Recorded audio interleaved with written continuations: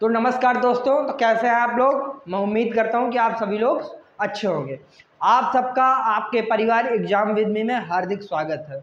जैसा कि आप लोग जानते हैं कि जो मुगल वंश है ना, वो हर एग्जाम में आता है। हिस्ट्री का एक इम्पॉर्टेंट चैप्टर है। आप जैसे ये मध्यकालीन युग, इन सब चीज़ों को पढ़ेंगे ना, पढ़ेंगे ज़्यादा और आएगा कम। लेकिन आप इसे पढ़ेंगे ना तो सॉलिड है कि 1-2 नंबर का तो हिस्ट्री में इसे आना ही आना, मतलब एक टाइप की मलाई है आपके क्वेश्चन में से।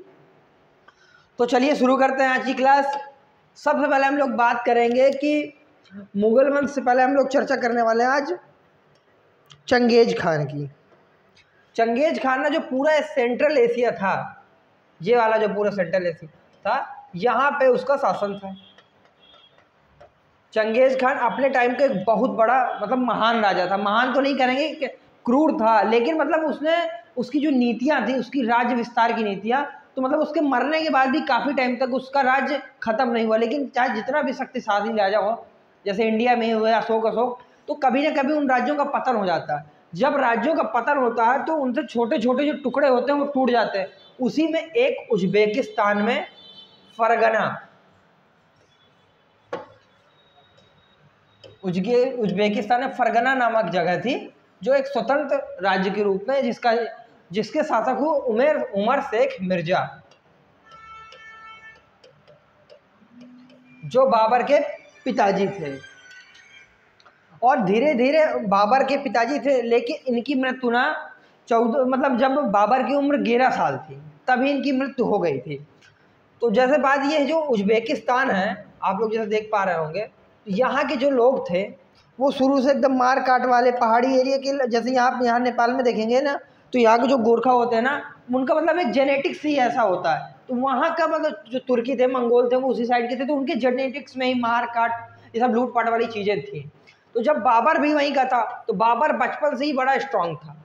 उसे ज़्यादा कुछ विरासत में मिला ही नहीं, क्योंकि छोटा सा कस्बा टाइप का था या कबीला टाइप का था, जहाँ उसके पिताजी शासक थे। बाबर का जन्म जो होता है वो 1483 में होता है, और जो दिन होता है वो वैलेंटाइन डे। आप लोग जिस दिन वैलेंटाइन डे मनाते हैं ना, 14 फरवरी, तो 14 फरवरी 1483 को बाबर का जन्म हुआ था फरगना में, जो आजकल उज्बेकिस्तान में है। उज्बेकिस्तान में वो तुर्क था, और उसकी माता जो थी ना, वो चंगेज खान के वंश थी, जबकि उसके जो पिता थे वो तैमूर खान से रिलेटेड थे। और जो बाबर था ना, मतलब उसका थोड़ा सा ऐसा जेनेटिक्स था, उसकी जो महत्वाकांक्षी आदमी था, वो बहुत ही ज़्यादा महत्वाकांक्षी था। उसे ना छोटी छोटी चीज़ों से मतलब ऐसा नहीं था, वो चाहता था कि मैं विशाल साम्राज्य की स्थापना करूं, जो उसने की भी। उसकी जो माता थी, उनका नाम था कुतलुग निकार खान।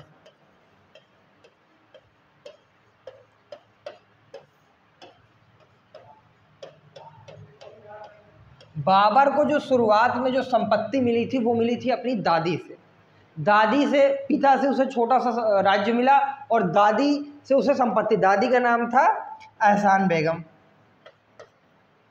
और जैसे कि मैंने आपको पहले ही बताया था कि जो दादी ने, मतलब उन्हें जो थोड़ी सी चीज़ें दी थी, एहसान दौलत बेग, मैंने आपको बताया भी था।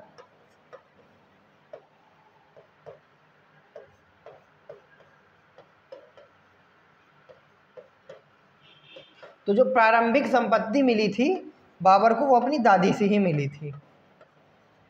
बाबर जब मात्र 11 साल था तभी उसके पिता की मृत्यु हो गई थी। तो 1494 में वो बहुत ही कम उम्र में, छोटी उम्र में, जिस उम्र में आजकल के बच्चे खेलते कूदते रहते हैं, उस उम्र में एक छोटे से राज्य का शासन बना। मतलब 1494 में वो फरगना का शासक बन गया था। जिन लोगों के कंधों में बचपन से ही जिम्मेदारी आ जाती है, वो लोग ज़्यादा स्ट्रांग होते हैं, क्योंकि किसी ने कहा जो जितना ज़्यादा संघर्ष फेस करेगा वो इतना ज़्यादा स्ट्रांग बनेगा। तो बाबर के जब पिता की मृत्यु हो गई, तो उसके परिवार के लोगों ने भी उसका विरोध किया। तो जब वो शासन में आया, तो उसने ढेर सारी चुनौतियों का सामना किया, जिससे वो अंदर से स्ट्रांग होता चला गया। बाबर एक ना बहुत ही महत्वाकांक्षी थे, जो मैंने आपको पहली बार ही बताया था। तो उसने अपने शासन बनते ही उसने आसपास के जो एरिया थे वहाँ पे आक्रमण करना शुरू।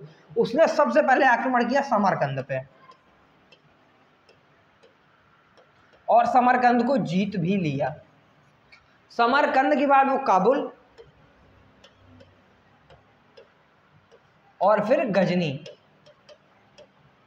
इन 3 जगहों को उसने अपने शुरुआती दौरान में ही जीता था। लेकिन जो यहाँ के लोग थे ना वो बड़े मारकाट वाले थे। तो जैसे ही उसने समरकंद जीता और उसके बाद वो काबुल गया, तो जब वो काबुल गया तो समरकंद में विद्रोह शुरू हो गया।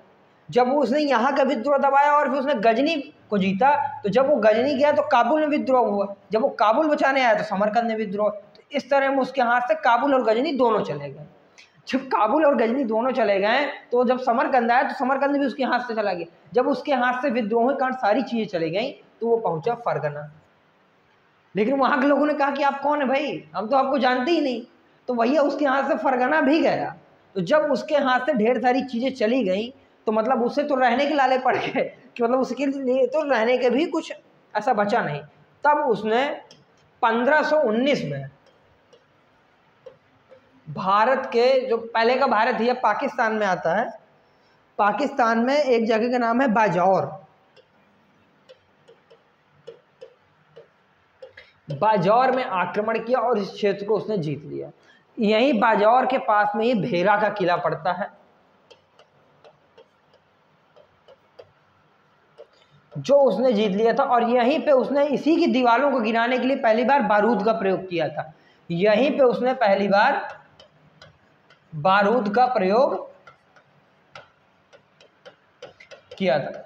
जैसा कि बताएं, भेरा किला वो ना यहाँ पे इंडिया में जब वो आक्रमण करने आया था तो वो विश्व विजय का ऐसा कोई सपना लेके नहीं आया था। वो सिर्फ अपने रहने के लिए आया था, क्योंकि उसके पास रहने तक की जगह नहीं बची थी।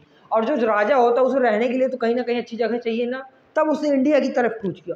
और जब यहाँ पे उसने भेरा में जीत लिया तो इसके आसपास की उसने 3 जगह और आसपास की छोटी छोटी जगह जीत ली। मतलब उसने 4 आक्रमण किए कुल मिला के इंडिया में। उसी समय 1526 के आसपास में, 1526 में आलम खान लोधी और दौलत खान लोधी ने उसे इंडिया में इनवाइट किया। जैसा कि और साथ में राणा सांगा ने। जो दौलत खान लोधी था वो गुजरात का गवर्नर था। जो दौलत खान लोधी था वो गुजरात का गवर्नर था। और जो आलम खान लोधी था वो इब्राहिम लोधी का चाचा था। लेकिन वो लोग भी नहीं चाहते थे कि मतलब ये बने। ये रहा गुजरात आपका। और साथ में यहाँ पे जो राजस्थान है, राजस्थान के राणा सांगा ने भी उसे आमंत्रित किया था कि आप इंडिया में आइए। और उसके तो लिए तो रहने की कोई मतलब अच्छी जगह थी नहीं, वो तो चाहता ही था, वो तो मतलब उसकी तो महत्वाकांक्षाएं बनी ही थी। जब इन दोनों ने बुलाया इब्राहिम लोधी के लिए दिल्ली में, है कि ये हो जाएगा तो हम लोग दिल्ली के हम लोग शासक बन जाएंगे। और राणा सांगा दिल्ली चाहता ही था, राणा सांगा भी दिल्ली चाहता। तो उसने ही बुलाया, उसने कहा तुम इन्हें मारो, और राणा सांगा ने कहा तुम इन्हें। तो उसने कहा मुझे यहाँ का जो वातावरण है वो मुझे पता नहीं है कि यहाँ मतलब कैसे मानसून है, कैसी जलवायु है, तो और मुझे खाने वाने की यहाँ थोड़ा सा प्रॉब्लम होगी। तो उन्होंने कहा आप प्रॉब्लम क्यों, आप परेशान क्यों, आप आइए तो सही, हम लोग किस लिए हैं। क्योंकि यहाँ की थोड़ा सा परिस्थितियों से बाबर वाकिफ नहीं था। तो जब वो यहाँ आया तो राणा सांगा और इब्राहिम लोधी की जो चाचा और जो गुजराती गवर्नर, इन सब ने उसकी मदद की। और वो अफगानिस्तान से होते हुए दिल्ली आया। और दिल्ली में उसने हरियाणा, जैसा कि आप लोग देख रहे हैं ये हरियाणा जस्ट दिल्ली के ऊपर था, ये हरियाणा में पानीपत में 1526 में इनके बीच में युद्ध हुआ था।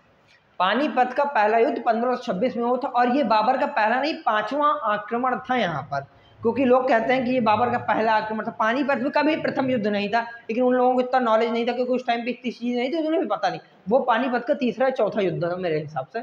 तो इस युद्ध में इब्राहिम लोधी की हार हुई, क्योंकि उसका मेन कारण था कि उस टाइम पे घोड़ों का बहुत ज़्यादा यूज किया जाता था युद्ध में।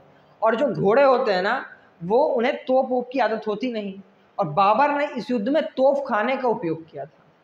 इस तोप की जब तोप चलती थी तो घोड़े ना बिदक जाते थे, मतलब जैसे आवाज़ हुई तो उन्हें आवाज़ सुनने की आदत रहती नहीं थी घोड़ों को, क्योंकि अब घोड़े क्या जाने, मतलब उस टाइम पे ऐसा कुछ था भी नहीं, पहली बार उन्हें प्रयोग भी किया था। और सेना जो थी, बाबर ने अपनी सेना को एक मतलब अच्छे तरीके से सुव्यवस्थित तरीके से अर्धचंद्राकार, जिसे उज्बेक पद्धति भी कहते हैं, इसमें मतलब सेट किया था। ये हो गई जैसे बाबर की सेना,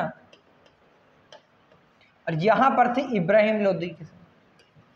ये सेना जैसे यहाँ वाली टुकड़ी आगे बढ़ी और फिर वापस आ गई, तो फिर यहाँ वाली है, तो मतलब इसमें पता ही नहीं चलता था कि कौन कब आगे आ रहा कब पीछे आ रहा। जैसे ये सेना यहाँ मारने आई तो यहाँ डाले यहाँ के इनको मार दिया, तो मतलब ये कंफ्यूज हो गया पूरा। जो सबसे बड़ी हार का कारण था वो था इनका, जो था मैंने आपको पहले ही बताया हुआ था कि जैसा कि मैंने जो इनका तोप खाने का जो बाबर ने उपयोग किया था, तोप खाने के उपयोग में उसने रूमी पद्धति अपनाई हुई थी, और जो यहाँ के लिए उस समय तोप खाना मतलब काफ़ी बड़ी चीज़ थी यहाँ के लिए, क्योंकि यहाँ ये सब चीज़ों का इतना विकास नहीं था। रूमी पद्धति में ऐसा सजाया जाता कि जैसे ये तोप हो गई, यहाँ पर सेना हो गई, फिर ये तोप हो गई, फिर सेना हो गई, फिर तोप हो गई और फिर सेना हो गई। तो जब तोपें चलती थी तो घोड़े मतलब बिदक जाते थे, और रूमी पद्धति को ही उस्मानिया पद्धति भी कहते हैं। आप लोगों ने कई बार पढ़ा भी होगा कि उस्मानिया पद्धति क्या है, बाबर ने अपने तोपों को किस पद्धति में सजाया हुआ था, तो उस पद्धति का नाम है उस्मानिया पद्धति। जब बाबर 1526 में पानीपत का युद्ध जीत गया तो इन लोगों ने सोचा कि अब बाबर वापस चला जाएगा, लेकिन बाबर तो रहने के लिए अपनी जगह ही छोड़, उसने पहले खूब 1-2 दिन लूट मार की, उसके बाद उसने ऐलान किया कि अब हम लोग यहीं रहेंगे और मैं ही यहाँ का शासक हूँ। जब ये बात राणा सांगा को पता चली तो वो राणा सांगा तो चाहता नहीं था, तो राणा सांगा ने ऐसे कैसे है भाई, हम लोग हैं तुम लोग ऐसे कैसे रहोगे, तो राणा सांगा ने 1527 में इनके खिलाफ युद्ध का ऐलान किया, जिसे कहते हैं खानवा का युद्ध। शुरू में तो इस युद्ध में राणा सांगा जीत रहा था, लेकिन बाबर ने अपने माइंड का उपयोग किया। जब सेना इसकी हारने लगी तो इसने ना जिहाद का नारा दिया, और आप लोग जानते हैं जब इंसान किसी चीज़ से धर्म से जुड़ जाता है ना तो आदमी सोचना समझना बंद कर दे और पागल पड़ जाता है, मतलब वो अपने माइंड का उतना उपयोग ही नहीं कर पाता। तो जब सेना में उसने जिहाद का नारा दिया कि ऐसा नहीं होगा तो मुसलमान नहीं रह पाएंगे, यहाँ मुसलमानों को मार दिया जाएगा, ऐसा सब उसने जो भी कहा हो उस टाइम पे, लेकिन उसने जिहाद का जो नारा दिया तो जो उसके सैनिक थे वो भूखे प्यासे मतलब जिस भी कंडीशन में उन्होंने अपना पूरा ताकत लगा जोर लगा के लड़ा, और ये खानवा का युद्ध बाबर फाइनली जीत गया। ये उसके लिए बहुत बड़ी जीत थी, क्योंकि अगर वो ये हार जाता तो उसे इंडिया से वापस भी जाना पड़ सकता था, और उसके रहने के लिए भी मतलब बहुत सारी समस्या पैदा हो सकती थी। फिर उसके बाद उसने 1528 में चंदेरी का युद्ध लड़ा।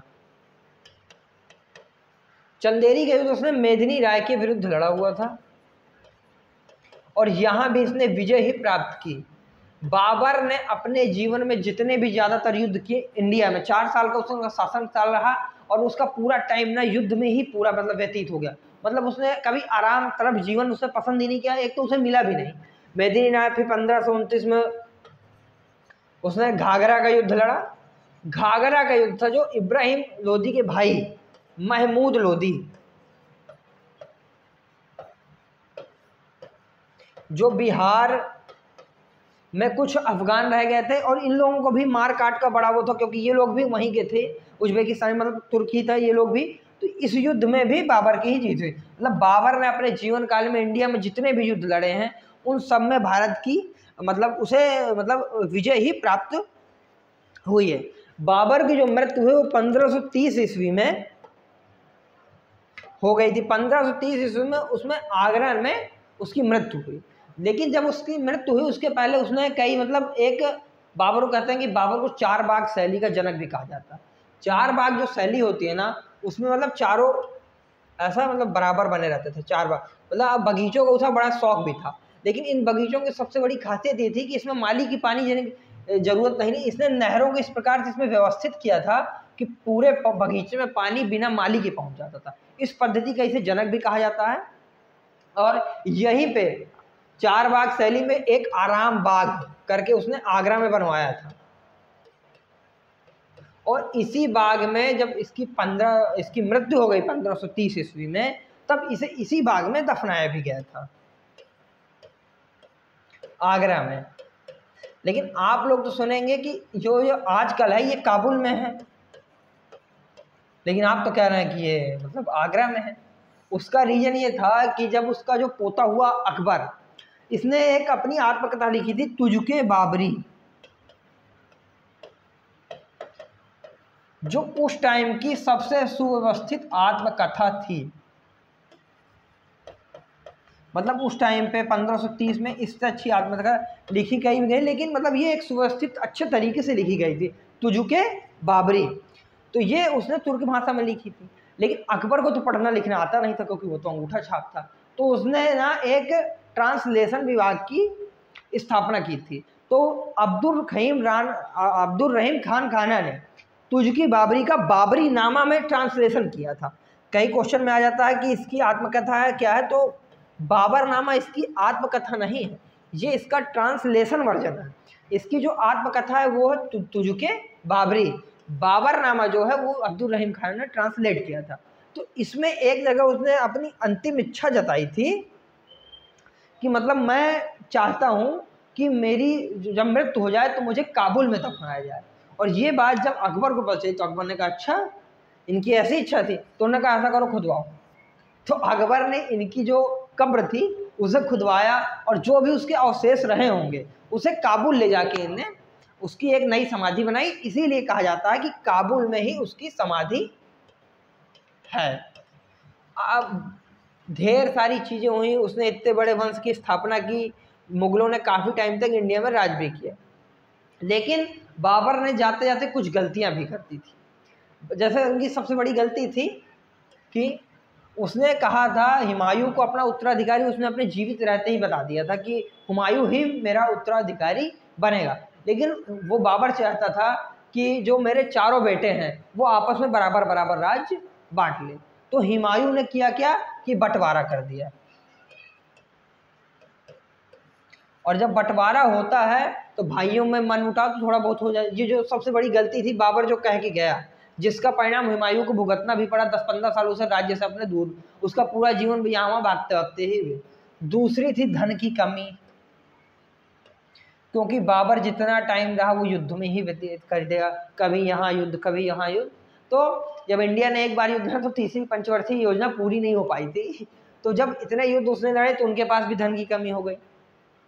जो तीसरी उसकी सबसे बड़ी कमी थी वो थी कि जो बंगाल में अफगान रह गए थे उनका वो सफाया करना चाहता था, लेकिन 1530 में उसकी मृत्यु हो गई। तो वो बंगाल के जो अफगान रह गए थे उन्होंने बाद में हुमायूं को बहुत ज़्यादा परेशान किया, क्योंकि वो जो चीज़ें रह जाती हैं वो परेशानी करती हैं। और चौथे थे राजपूत।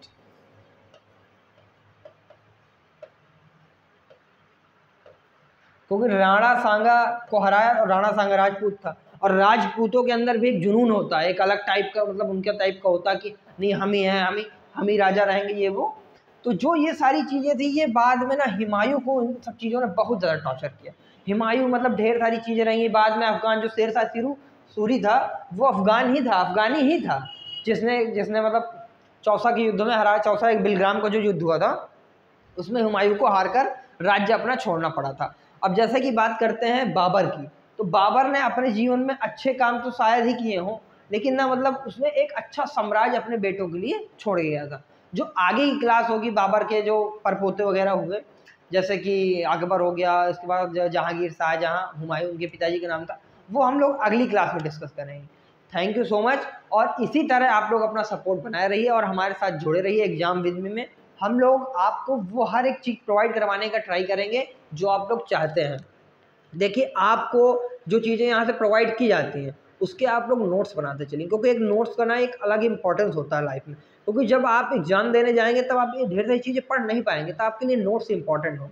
कीवर्ड्स में जब छोटे छोटे नोट्स बनाते चलते हैं ना, वो चीज़ें आपको ना एग्जाम के टाइम पे बहुत ज़्यादा हेल्पफुल होती हैं। हम लोग आपको जितना कुछ पढ़ा रहे हैं आप सिर्फ उसको याद रखिए, उसका एक बार अच्छे से रिवीजन करिए, उसके बाद आपको बाहर से कहीं से भी पढ़ने की ज़रूरत नहीं है।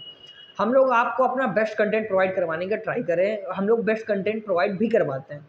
Thank you so much. इसी तरह अपना प्यार सहयोग बनाए रखें, चैनल को सब्सक्राइब करें एंड वीडियो को लाइक करें। धन्यवाद।